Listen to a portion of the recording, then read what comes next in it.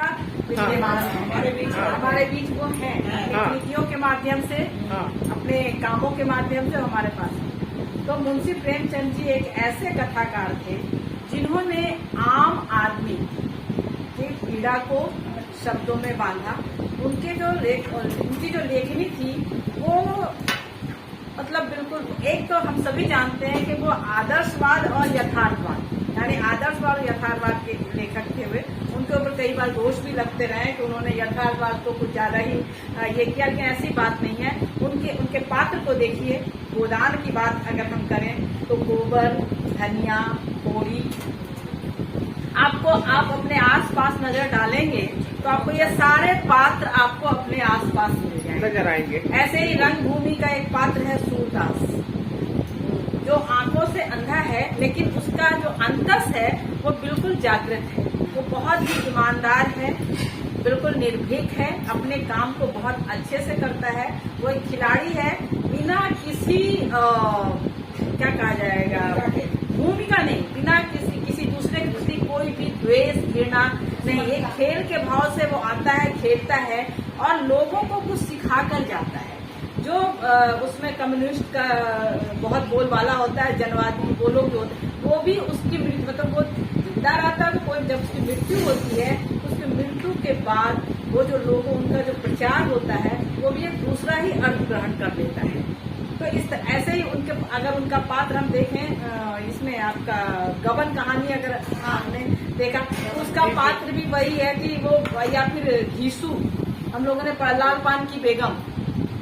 तो किस तरह उन्होंने जो फोकस किया है, पात्रों पे फोकस किया है, आम लोगों के दुख दर्द को अपनी कहानी में बताने से भी। क्योंकि उनका एक फोटो आप लोग देखी होंगी, कहीं ना कहीं फेसबुक में हमेशा आता है कि वो अपनी पत्नी के साथ बैठे हुए हैं और उनका जो जूता है वो फटा हुआ है।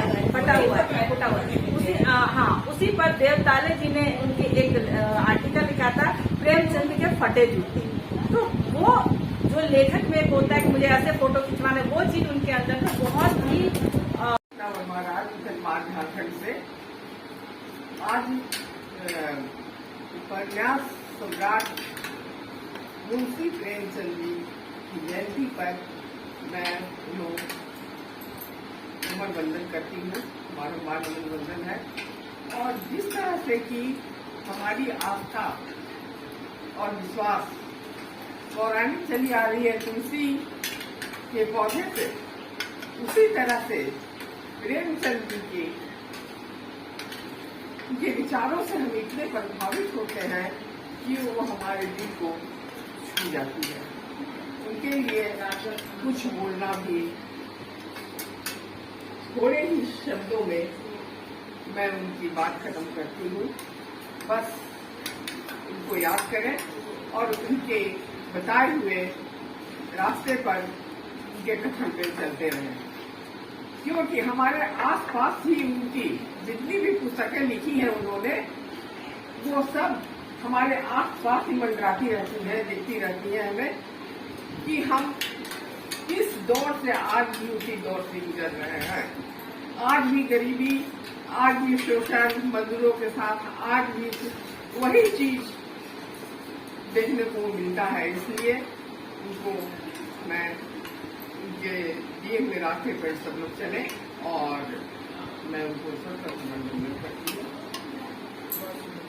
शोषण, किसक शोषण पर की उनके मन में छोड़ ठीक बन रहा है। घर में बना है सब। जन्म हुआ सन 1880 बने देश के लाल, माता थी जानकी आनंदी देवी, पिता अजय अबलाल। दोनों मिल के बनाया। उर्दू में लिखते थे रचना, शब्द कोश बड़े अनमोल, हिंदी साहित्य की दिशा बदल कर क्या रुको